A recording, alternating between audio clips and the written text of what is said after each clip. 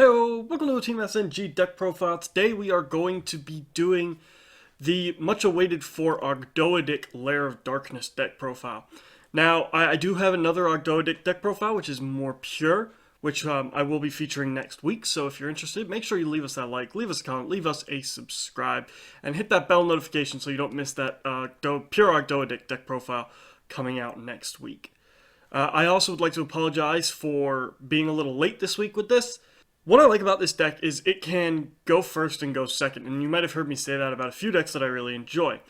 This deck has an interesting going first end board that you hope to aim to get to, which can act as multiple interruptions on your opponent's side of the field and really put your opponent on their back foot. But it also can utilize a lot of what it likes to do when it goes first while going second, and again continue to put your opponent on their back foot as well. So, that being said, let's just get into it. I'll show you what I mean. So, starting off with the Remnants, which are our main play starters, we have 3 copies of Nunu, the Ogdoadic Remnant. And now what Nunu does is he's your main play starter. You can discard him to send from the deck to the grave a Dark Ogdoadic. Also, if you control an Ogdoadic monster, or you control no monsters, you can special summon this from your grave. So, what you can do is you can basically send something else, and special summon this. But if this is special summoned by its own effect, you have to banish it when it leaves the field. So that's sort of a limitation, but that's really not the end of the world, because we do have one of our Ogdoadics, which puts them back into the grave. The next Ogdoadic Remnant we run is the Dark Attribute Ogdoadic Remnant, and that is 3 copies of Nauya. Nauya, the Ogdoadic Remnant, much like Nunu, will let you discard him, but this time he'll send a light reptile rather than a dark. So you can send Nauya to send Nunu from your deck to the grave, and then you can summon Nunu. Nauya also has an interesting effect, which is when it is special summoned or normal summoned, you can search your deck for an Ogdoadic spell trap, meaning that you can search out one of the main combo extenders the deck has access to in our Ogdoadic Water Lily, which we'll get to when we get to our spells. Now, if the Remnant are our playstarters, the Boundless are our combo extenders and our interruptions. The first that we run is 3 copies of Zoha, the Ogdoadic Boundless. This card is better because it triggers both of your Ogdoadic royalties' effects. It can trigger your King's first effect, and potentially, it can trigger your Queen's second effect. So that can be really useful for you. The other thing it does is it lets you search out a monster. And so the way it does this is, if this card is sent from the field to the grave, or if this card is special summoned, your opponent draws a card. Ick. Then, you get to search an Ogdoadic monster. Then both players discard a card. Next we run Ogdoadic Flogos. Now Ogdoadic Flogos also can trigger both of the royalties effects, however, I don't like Flogos as much as it puts something else back on your opponent's board. If it's sent from the field to the grave, or if it is special summoned from the grave, it can target a face-up monster on your opponent's side of the field, and then target a monster in your opponent's graveyard that has more attack, and it basically switches places. It sends the monster from your field to the grave, and it summons the monster from the grave back to the field. I don't like Flogos as much, and that's why I only run 2. He's great late game to act as a bit of spot removal, but early game he really isn't that great. Next, onto our light and dark. Well, first is Kyrse, the Ogdoadic Light. Kyrse is an okay card, especially going first it's great, but going second it can be a bit tumultuous. You contribute a monster on your side of the field to special summon this from your graveyard. When it is special summoned, your opponent gets to special summon something from their graveyard. If this card is special summoned, then you get to special summon a level 4 or lower reptile from your graveyard, so you can summon any of the Boundless or any of the Remnants. Going second, the risk of your opponent summoning something onto the board, you kind of don't want it there, but it's not the end of the world, because Lair of Darkness is in this deck, so you could potentially tribute it off. Going first though, your opponent likely won't have anything in the graveyard, and if that's the case, then your opponent gets nothing out of Kyrse, so Kyrse is a low-risk card for going first. The reptile that you special summon by Kyrse's effect will be banished when it leaves the field, so again, it's one of those things you need to be aware of, but it's not the end of the world because you, as I say, have a way of putting them back in the grave, and that is Aliart, the Ogdoadic Darkness. So what Aliart lets you do is Aliart lets you tribute a monster on your side of the field and special summon him from the grave. Then he lets your opponent add a monster from their grave back to their hand. So if you've been hand trapped, Aliart is a bit of a risk because you don't necessarily want to put that hand trap back in your opponent's hand. But, that being said, if you're going first again and you haven't been hand trapped, Aliart's a relatively safe play. Now onto the Ogdoadic royalty. The first of these is Queen. I liked Queen a little more than I like King. Queen has two effects. If a monster is special summoned from your opponent's graveyard, you get to send a card from your opponent's field to the grave. Now that is non-targeting, non-destructive removal, which is also very good. The Queen's second effect is if your opponent sends a monster from their hand or deck to the grave, you get to special summon a reptile, a light or dark reptile from your graveyard. And typically what you're going to want to special summon using a Queen's effect is, well, Aaron, the Ogdoadic King. Aaron has two effects as well. You contribute two monsters to special summon it from the grave, much like the Queen. And if your opponent was to add a card from deck to hand, they will then randomly send a card from their hand to grave. That is random, and that is non-destructive, and it's not discarding. So anything that says if this card is discarded doesn't get that effect. The second effect of the King is if a monster your opponent controls is sent to the graveyard, you can search your deck for a dark or light reptile monster.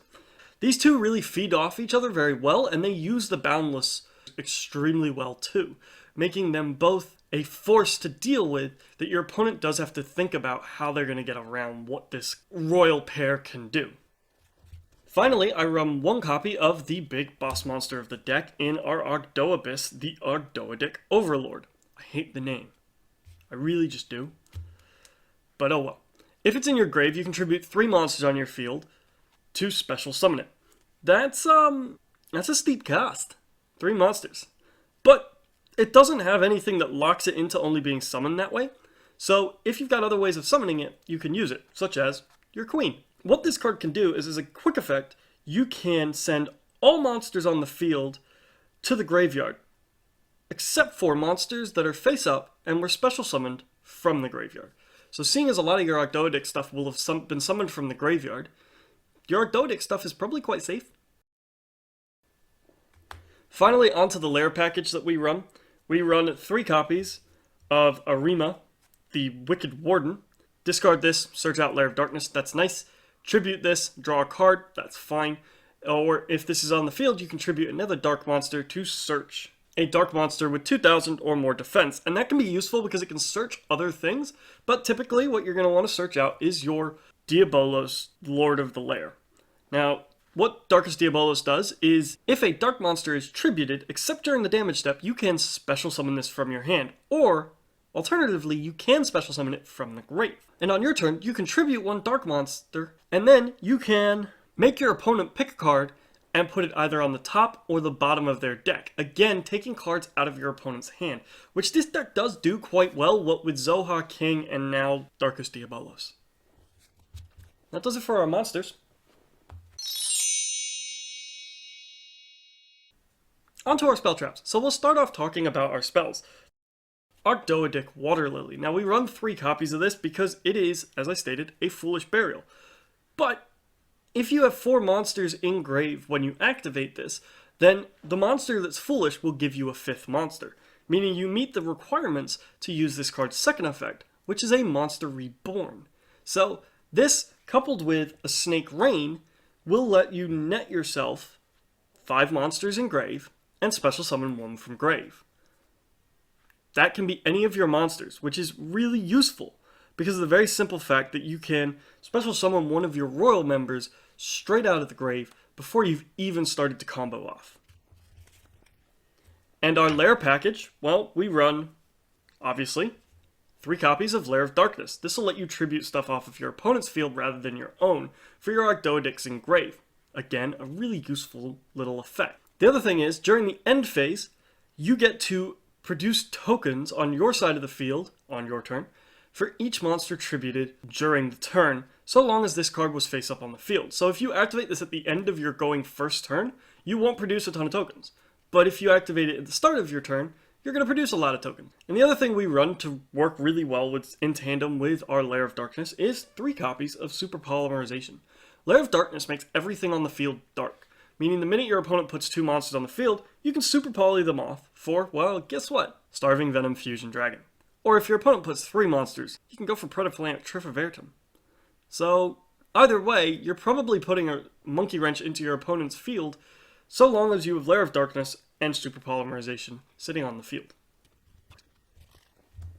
Finally, we run one free agent spell in this deck, and that is 3 copies of Trade-In. You're running 10 level 8s with your 2 Royal members, your Lights and your Darks, and your Darkest Diabolos, so you're running plenty of level 8s. There's 10 in the deck in total, so you're likely to be able to pitch 1 and draw 2, which is always a nice thing.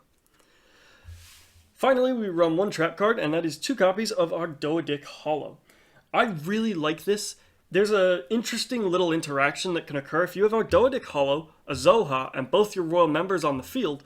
Well, now you're in good shape, because you can actually tribute off your Zoha to special summon something from your opponent's graveyard. That special summon will trigger the Queen, and the tribute will trigger the Zoha.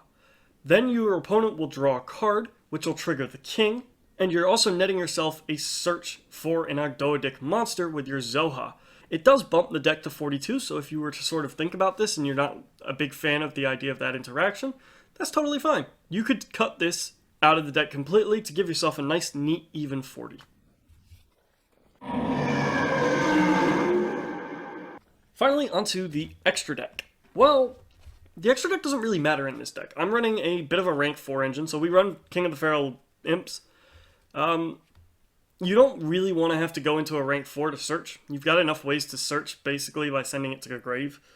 But you never know. We also run a Baguska, because sometimes you might need to stall. And then we run a small Utopia package, just to give ourselves some extra oomph, if necessary.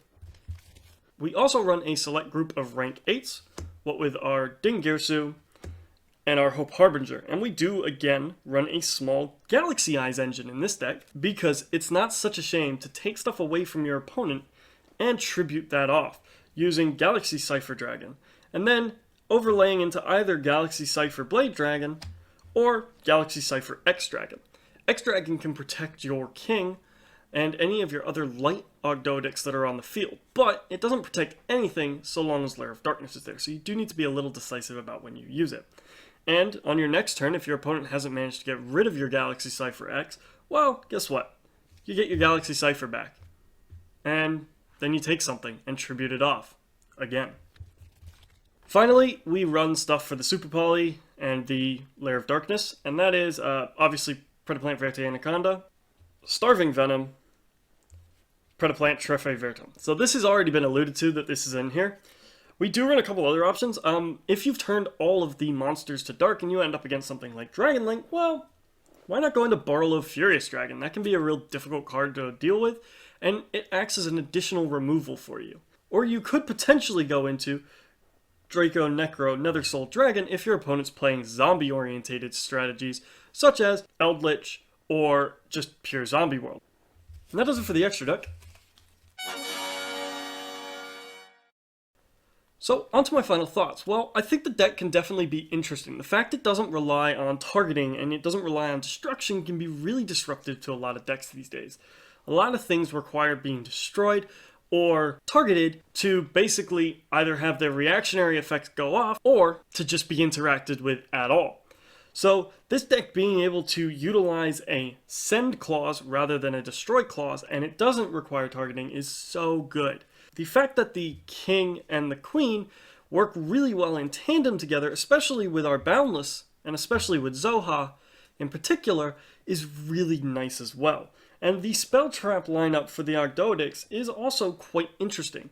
The fact Ogdoadic Hollow can actually trigger Ogdoadic Queen is, again, just such a treat, letting you not only take something out of their grave, but send something from their field to the grave, all in one foul swoop. And the fact the whole engine can really be fueled by a single card in Snake Rain is also really nice. The problem is, Snake Rain's Ash Blossomable. But, what with your Nunu and your Nauya, you can always discard them and do the exact same thing. So, a single Ash Blossom can hurt, but it won't kill the deck necessarily. Finally, with our Lair of Darkness package, what with running 3 copies of Arima and 3 copies of Lair of Darkness, they can act as an interruption on their own, because there are certain decks that might not be able to function through that, as they need a certain attribute on the field to interact properly. The other thing is, being able to tribute stuff off your opponent's field and get the boss monster and Darkest Diabolus out from the grave or from your hand is really nice. And being able to tribute something else off their field and take something out of their hand, even nicer. So that all being said, I'd like to thank you guys for watching. Make sure you leave us a like, leave us a comment, leave us a subscribe. Make sure you hit that bell icon so that you don't miss next week's upload, which will feature another royal pair in a pure Ogdoadic build. At this point, all I can say is I'll see you guys at the next video.